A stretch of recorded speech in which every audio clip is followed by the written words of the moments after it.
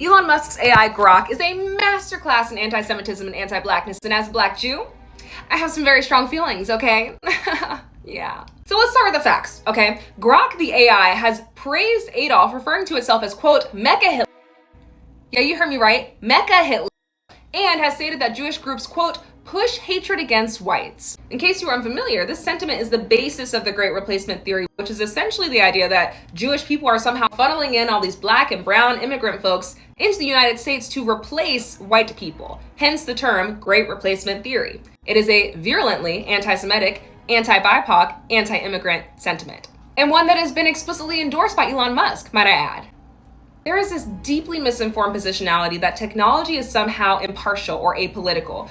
But babes, the people who are making these technological apparatuses bring their biases to that creation process. It doesn't just suddenly evaporate.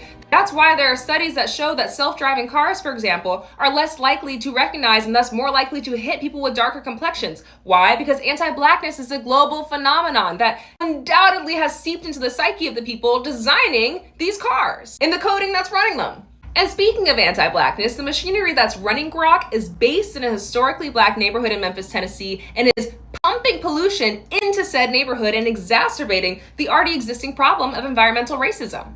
Despite the fact that residents are literally begging Elon and his team to leave, but what was their response? No. So just to thread the needle here, Grok is pushing out anti-Semitic conspiracy theories that are also anti-BIPOC and anti-immigrant, and it's doing it by poisoning a historically Black community. In summation, make it make sense.